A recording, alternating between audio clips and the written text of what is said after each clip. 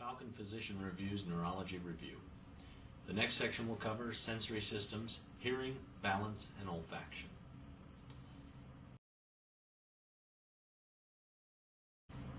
The eighth cranial nerve, the vestibulocochlear nerve, subserves hearing and balance. It is a pure sensory nerve. It is located at the very top of the medulla, right at the pontomedullary junction, or the junction between the pons and the medulla.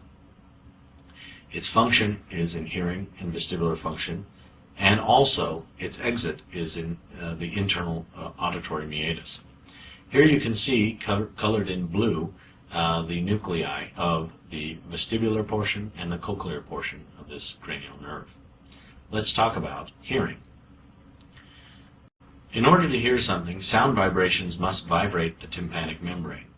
The tympanic membrane will transmit that sound via the ossicles to the cochlea. Inside the cochlea, the vibrations of the basilar membrane will stimulate hair cells on the organ of Corte. This translates a mechanical signal into an electrical signal. This is one of the main features that you're going to see in a lot of these sensory systems. That a lot of mechanical information must be translated into the language of the brain, which is electrical. The way that it's done here is via hair cells on the organ of Corte. Here is a cross-section of the ear and the cochlea. What we see is the ear canal and the tympanic membrane. The ossicles transmit that information into the cochlea, and you see the vestibular ganglia and the internal acoustic meatus and the vestibular and cochlear nerve traveling to the pontomedullary junction. Now, after this information makes it to the cochlea, the spiral ganglion is the set of cells that contains the set of cells that will project the axons to the brainstem. That is, making the cochlear portion of the vestibulocochlear nerve. This will transmit to the ventral and dorsal cochlear nuclei, and at that point, the fibers will be sent bilaterally up the two lateral lemnisci. Therefore, the cochlear nucleus is the last place in the nervous system where a unilateral lesion can cause a unilateral hearing loss, because after the cochlear nucleus, information is sent bilaterally. Therefore, a stroke on the right side of the brain will not cause deafness on the contralateral ear. So you can see that the only way to really damage hearing on one side is to get a stroke way in the cochlear nucleus or some sort of damage in that area. Information goes up the lateral lemnisci to both inferior colliculi. There a synapse occurs and a short fiber tract is sent from the inferior colliculus to the medial geniculate nucleus. This is a structure that is also considered to be part of the thalamus, even though it's outside of the thalamus itself. It's right next to the lateral geniculate nucleus. From here, information will be sent to the primary auditory cortex on the superior temporal gyrus. Here's a schematic of the pathway that I just told you about. Information is sent from the cochlear nucleus bilaterally up the two lateral lemnisci to synapse into the inferior colliculus. That synapse will send a small fiber up to the medial geniculate nucleus, where another synapse will occur, and information will be passed to the superior temporal gyrus of the primary auditory cortex. Now let's talk about balance. Balance is an extremely important sensation. If there's any abnormality in it, it can be very debilitating to the person. In order to sense angular movement of the head on the neck, we need to use semicircular canals. The way that this is done is that these semicircular canals are filled with endolymph, and that's able to detect angular acceleration via the ampulla hair cells. For linear acceleration, the utricle and saccule are used. In this system, the otoliths are used. Otoliths are small calcium oxalate crystals that are sitting on a bed of hair cells. Therefore, any movement depolarizes those hair cells because the otoliths have their own inertia. This way you can detect acceleration, such as going up and down in an elevator or moving forward or backwards in a vehicle. Looking at the way that the semicircular canals are oriented allows you to understand how the brain can detect changes in roll, pitch, and yaw of the head. Inside those semicircular canals is an area called the cupula and the ampulla. So if the fluid stays put, as it should if it has inertia, and you move your head around that fluid, you're going to deflect that cupula over to one side or the other. That deflection will set off hair cells, depolarize the hair cells, because the ion channels right next to that area are changed to allow influx of ions. So the ions allow a change in the potential across the membrane, which may set off action potentials. Now, if I turn my head towards a particular semicircular canal, that my eyes are going to be moving away from that semicircular canal. That's the way that your brain adapts to any movement of the head. It's very tightly controlled to eye movements, and if I turn my head one way, my eyes are going to move the other way so that I can stay fixated on the item that I'm looking at. Now, if I were to cool down a particular semicircular canal, if I were to cool down the cochlea or the vestibular sensing organ on one side, that's going to decrease the firing from that location. And what are you going to see? You're going to see the eyes go towards the ice. The eyes are drifting towards the cool sensation.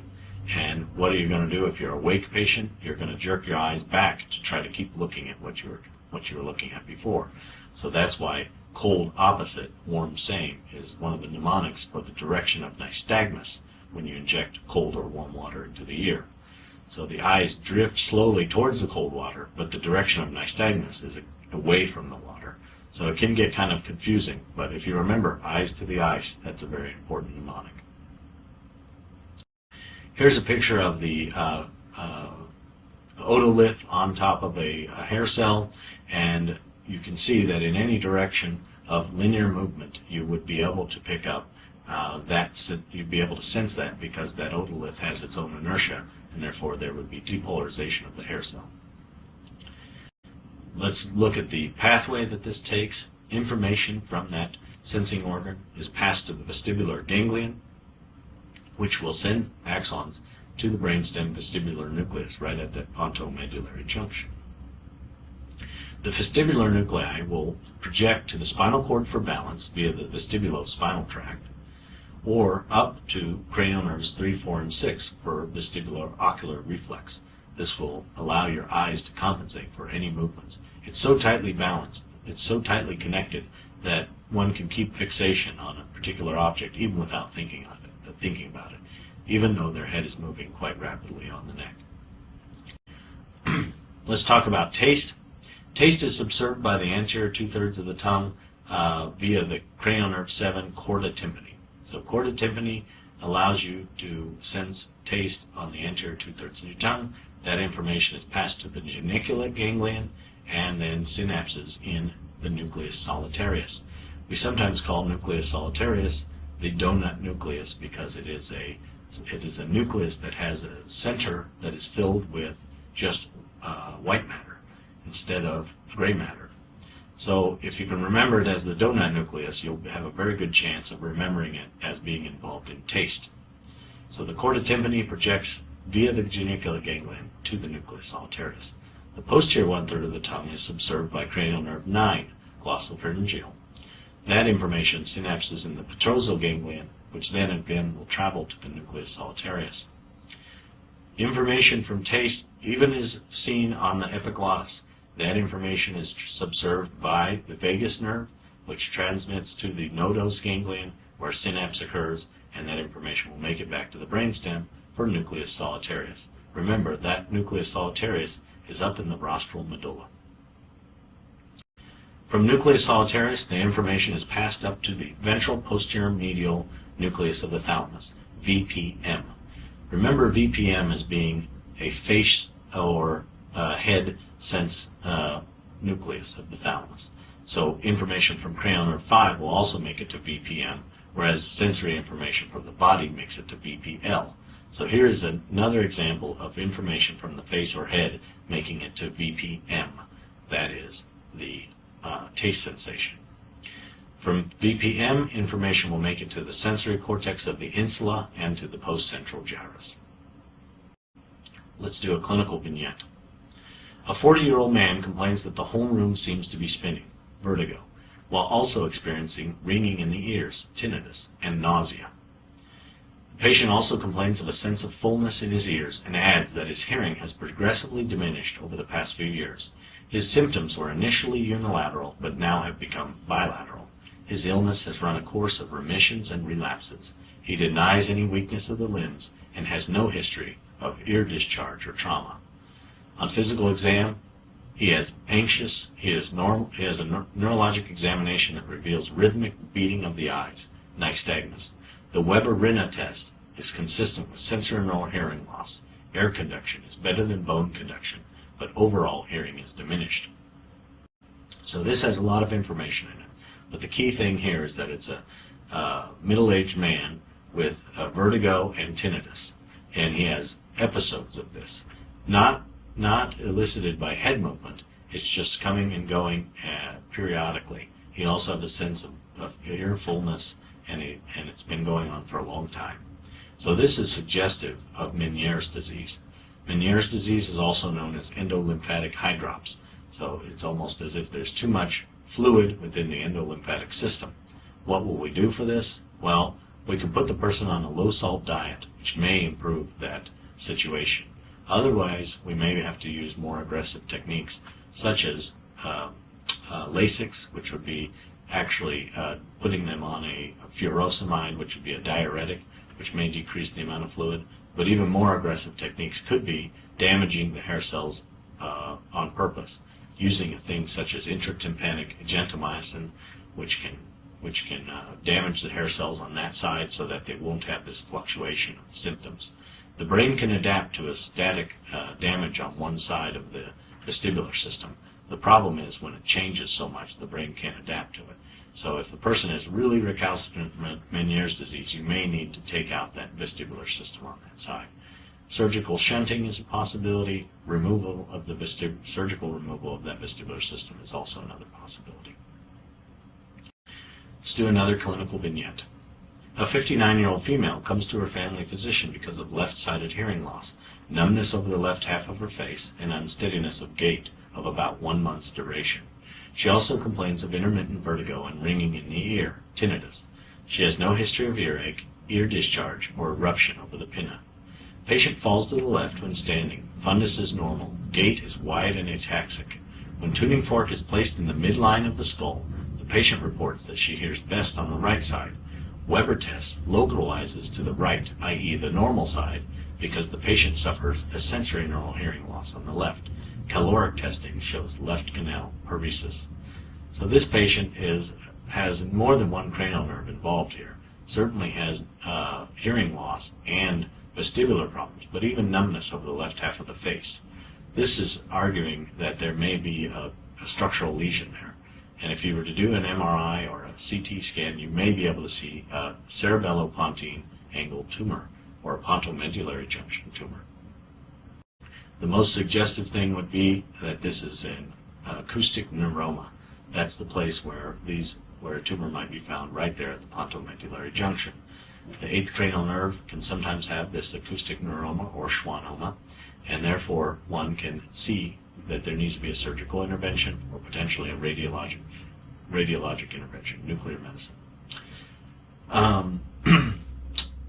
The surgical treatment is often accompanied with auditory evoked potentials, so they'll have a neurologist in the operating room playing clicks into the patient's ear and recording over the auditory cortex to make sure that the sound sensation is continued to be transmitted to the brain. If the surgeons accidentally cut something, then those bilateral auditory evoked potentials may change, and the neurologist can tell them to change what they did if possible. Now, other possible techniques are gamma knife or cyber knife. These are focused beams of radiation that can be used for an acoustic neuroma. One thing to note is that bilateral acoustic schwannomas are also associated with neurofibromatosis type 2. That is a genetic syndrome that is located on chromosome 22.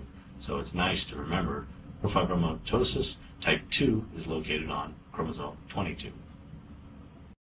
Another vignette, a 45-year-old diabetic male comes to the emergency room fearing that he has had a stroke.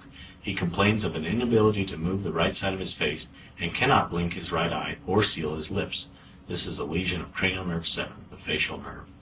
The previous night his wife noted that he was sleeping with his right eye open and that the right side of his face was drooping.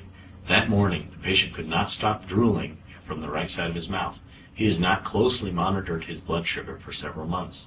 On physical exam, you see that the right-sided facial muscles are flaccid. Under forced closure of the right eye, the eyeball rotates upwards, which is known as Bell's phenomenon. The cognitive function is normal, and when the patient is asked to smile, the right side of his mouth remains flaccid. This is very likely to be a Bell's palsy. This is affecting his entire right side of his face, not just the lower right side of his face. If it were only affecting the lower portion of his face and not his brow, one would suggest that it would be an upper motor neuron lesion of cranial nerve 7, meaning that it could be a stroke in the motor strip or anywhere from the cortex down to the cranial nerve nucleus itself. But because it's affecting the entire side of the face, it must be the nerve or the nucleus. That is the final common pathway for all the input into the cranial nerve nucleus. So if I have a damage of the nucleus or the nerve, that entire side of the face is going to be paralyzed. However, if I only have damage on one side of the cortex, my eyebrows are going to be spared bilaterally because the input to the eyebrows are bilaterally innervated. So my right cranial nerve 7, for innervation of my right eyebrow, gets information from my left cortex and my right cortex. So even if I wipe out my left cortex, I'm still going to have function of both eyebrows. A 9-year-old boy is noted by the school nurse to have hearing problems. Since infancy, he has had recurrent ear infections with discharge. Otoscopic exam shows perforation of the right tympanic membrane. When a tuning fork is placed in the midline of the skull, the patient reports he hears best on the right side. Weber test lateralizes to the right. Bone conduction is greater than hair conduction in the right ear. Positive right Rina test. Well, this is clearly a conductive hearing loss. That's because you can see with the otoscope that his tympanic membrane is damaged. So the main purpose of this clinical vignette is to teach you the purpose of the Weber-Rina test. The Weber-Rina test is the ability to be able to detect whether the nerve is damaged or whether there's a problem getting the signal to the nerve. In this case, there's a problem getting a signal to the nerve because the tympanic membrane is damaged. If I were to put a tuning fork on this child's head, it bypasses the problem, and he's able to hear that vibration directly from the bone vibration, stimulating his good nervous system, his good cochlea and vestibulocochlear nerve. If he had damage of the vestibulocochlear nerve, it doesn't matter how I activate the cochlea, it's not going to get signal to the brain. So therefore, if he had damage, if he had sensory neural damage, he would hear it best on the good side. But since he only has a tympanic membrane damage, he actually hears it better on what would be considered his bad side, and that's because there's no ambient noise contaminating the signal that is going through the bone vibration. It's a little complex, but you can play this back and maybe understand it a little better. So now let's do olfaction. So olfaction is important because it's one of the only sensory systems that does not require input from the thalamus. It may bypass the thalamus. Bipolar neurons in the nasal mucosa project through the cribriform plate to the olfactory bulb mitral cells. Information then goes through the olfactory tract into the piriform cortex. The orbital frontal primary olfactory cortex is where that later ends up. That's the primary cortex. Piriform cortex to orbital frontal may use the dorsal medial thalamus. So as I said, this is the one sensory system that does not require the thalamus, but it may use the thalamus on its way to the primary olfactory cortex. Here's a picture of the base of the brain where you see the olfactory bulb and the olfactory tract, and there is the piriform cortex right at the base of that olfactory tract, and right there near the medial temporal lobe is where that first projection occurs. Then information goes back to the orbital frontal cortex to the primary olfactory region. And that concludes this section of the neuro